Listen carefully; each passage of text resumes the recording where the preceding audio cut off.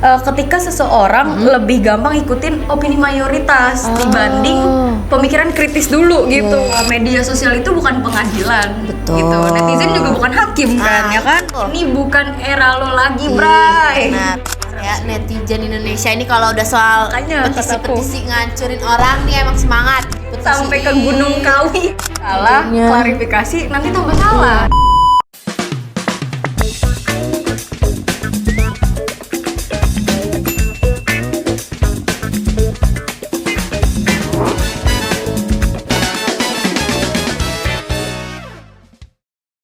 Hai guys, welcome back to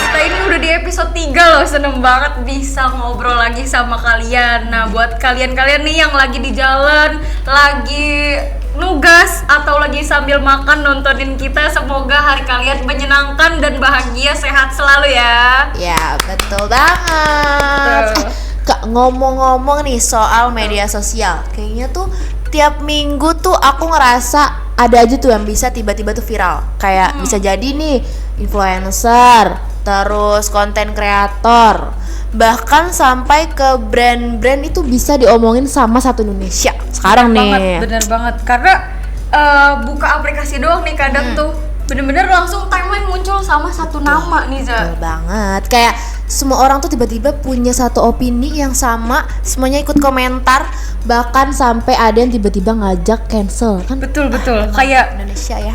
dikit-dikit tuh sebenarnya jadi cancel, apa-apa cancel gitu ya. benar. Ngomong dikit cancel, salah dikit tuh cancel, atau kayak tweet lama nih viral lagi Cancel.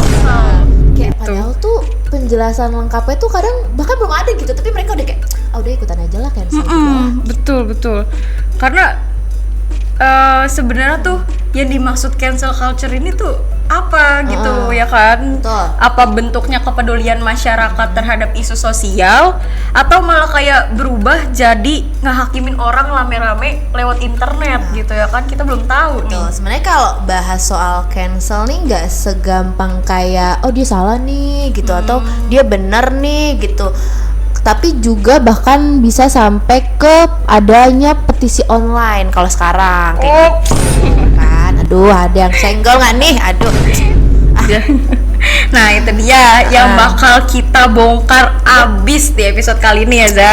Jadi kita bakalan ngobrolin tuh apa itu cancel culture, terus kenapa fenomena itu bisa muncul, terus kayak dampaknya gimana, sampai kita bakalan ngejabarin nih studi kasus yang ada di Indonesia yang ngeramein sejagat maya, dunia maya raya, Indonesia gitu Raya. ya. Kayak sampai ke studi kasusnya kita bakal bahas berarti. Betul. Nah, kalau misalnya makin penasaran, ya udah without further ado, let's get into Cetas Discussion. Oke, jadi guys, cancel culture dari yang aku udah baca-baca simpelnya nih, itu tuh gerakan rame-rame yang dilakukan oleh masyarakat untuk berhenti ngedukung seseorang, kelompok, instansi di media sosial. Itu tuh biasanya orang-orang yang ngelakuin hal-hal yang menyimpang, diskriminatif, atau nyinggung yang memang nilai-nilainya tuh nggak sesuai sama opini publik gitu sih. Terus kayak bentuknya tuh macam-macam juga ya, Wak. Bener banget, bentuknya tuh ada unfollow, ada boycott, terus ada bikin petisi online, sama berhentiin kerjasama dengan seseorang itu. Iya gitu. Terus juga kalau nggak salah tuh aku sempet baca nih sejarahnya tuh. Apa tuh? Kalau misalnya istilah cancel ini tuh dari sebuah film. Kalau yang aku ingat nama filmnya itu New Jack City, kayak sekitar tahun 1991.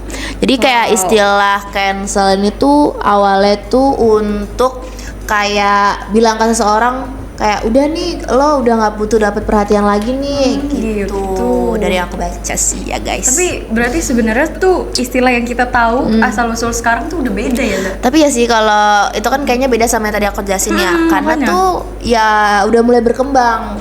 Kayak sekitar tahun 2014-an itu karena berkembang itu dari komunitas Black Twitter. Itu kayak awal mulai itu buat jadi bercandaan doang sih gitu. Kayak kalau misalnya nih ada selebriti yang ngelakuin ngelakuin sesuatu kayak memalukan gitu, orang-orang langsung kayak bercanda bilang sis cancel atau kayak he cancelled gitu. Jadi kayak jadi bahan bercanda doang awalnya. Iya, lucu juga ya. Kayak ini tuh kayak kalimat yang Apa aku tuh? tahu di TikTok gitu. Apa tuh? Ini bukan era lo lagi, Ih, Bray. benar, Gitu. bukan era lo lagi, Bray. Nah, kalau menurut aku sih karena masyarakat tuh sekarang udah mulai berpikir bahwa medsos itu jadi alat buat minta pertanggungjawaban nih gitu. benar, Apalagi benar. kalau misalnya ya kita kan kayak kadang ngerasa sistem formal kayak hukum di Indonesia gitu kan kadang nggak bisa nih langsung ngasih Aduh. konsekuensi nyata. Benar, Kalau benar, itu benar. harusnya sekarang juga nih dihakimi gitu kan. Jadi mereka tuh kadang salahnya adalah pakai itu buat hal kayak gitu. Iya, jadi tuh akhirnya ya jadi medsos ini jadi ruang publik yang nyampein kritik secara rame-rame Iya, gitu ya, itu Za? sih. Nah, jadi kayak salah satu contohnya juga ada gerakan hashtag #MeToo. Jadi itu sebenarnya itu ngebantu korban-korban kayak pelecehan seksual gitu ya buat berani speak up gitu. Kayak yang mungkin mereka punya masalah nih sama mungkin public figure gitu yang tadinya mungkin mereka nggak melakukan pertanggungjawaban gitu kan, akhirnya mereka nih korban-korban ini speak up, akhirnya tuh yang public figure tuh jadi dapat tekanan mental gitu, bahkan benar, sampai ke dapat proses hukum kalau nggak salah. Jadi kayak gitu ngaruh menurut aku Wah, sih. berarti dalam konteks tertentu itu tuh kayak tekanan publik emang bisa jadi akuntabilitas ya. Benar. Karena menurut aku tuh medsos bisa jadi buat masyarakat bersuara Za. Karena ya soalnya kan nggak semua orang tuh punya akses yang Yes, besar gitu ya kan, benar apalagi sih. jalur Nah. hukum itu pasti nggak Benar gampang ya, kan. benar. Tapi sebenarnya kalau emang tujuannya tadi minta pertanggungjawaban masih is oke sih. Tapi kadang tuh sekarang lebih dari itu gitu, bahkan sampai mempermalukan, sampai nyerang kehidupan pribadi juga kan, bahkan sampai ke keluarganya dibawa gitu. Dan menurut aku tuh itu jadi agak terlalu too much sih gitu, kayak iya, aduh benar-benar. kayaknya nggak usah sampai kayak gini nih. Media sosial itu bukan pengadilan. Betul. Gitu. Netizen juga bukan hakim kan, Ah, ya kan? Nah, itu, makanya yes. itu. Tadi kan kita ngebahas kenapa cancel culture ini tuh bener-bener langsung viral gitu ya, Za. Nah, menurut kamu gimana tuh? Kenapa langsung bisa beritanya sebesar ini gitu? Sebanyak itu ya. Sebenarnya sih kalau menurut aku pribadi ya, karena kan sekarang tuh masyarakat udah bisa punya platform sendiri gitu kan. Kalau dulu kan mungkin mereka kalau mau ngasih pendapat harus ke forum besar, harus ke media massa gitu. Nah, sekarang tuh kayaknya karena masyarakat udah bisa punya platform sendiri gitu kan, kayak mereka udah bisa punya X gitu, kemudian punya Instagram, apalagi yang lagi rame kan sekarang TikTok gitu ya. Jadi Iya, berapa mereka banget bisa akses itu kapanpun, dimanapun. Jadi kalau misalnya mereka punya berita atau ngelihat berita yang mungkin lagi hype nih gitu, apalagi itu negatif ya, biasanya langsung kayak langsung udah deh gue mau ngejudge orang ini nih gitu. Ikutan, pokoknya gue ikutan Jadi gitu. makanya itu bisa publik tuh bisa hitungan detik gitu ramenya. Bener-bener, kalau bener. menurut aku. Aku setuju sih, soalnya algoritma itu tuh bener-bener emang ngedorong hal-hal yang lagi dibikin emosi sama benar. netizen gitu. Sesuatu Jadi yang itu makin pasti. banyak orang yang komen berantem di kolom komen itu tuh makin gede juga. Makin rame. Iya, makin gede juga ruang untuk FYP gitu. Betul. Kayak kalau satu isu udah mulai viral nih, pasti kan kayak Wah, dia udah nyebarnya cepet langsung banget, FYP-nya cepet banget. Semuanya tuh, kayak semuanya. semua HP FYP-nya sama nih kayaknya Taruh- nih eh. gitu. Ups, gak boleh gitu ya, Gak guys boleh disebut ya, nono ya. Nah, jadi tuh kalau ngomongin viral nih Za, aku kayaknya jadi keinget salah satu hal yang bener-bener lagi di mana-mana FYP di semua platform. Apa? Tentang kasus petisi si public figure Sarwenda. Gimana tuh? Ini kayak lagi rame gak sih? Bener. Lagi rame nih. Kalau nggak salah aku juga agak keceplosan mau bahas soal ini sebenarnya. Kayak Tadi juga aku sempet soalnya lagi mau rame. keceplosan, bener. Soalnya lagi rame banget. Si Sarwenda ini punya petisi online di salah satu web, masyarakat tuh ngeboikot si public figure Sarwenda ini gitu. Pokoknya diboikot dari semua platform. Entah dia di TV Ya. atau dia di media sosial. Dia kan dua-duanya aktif Ya, kan ya, di media. benar-benar. Nah, itu dia.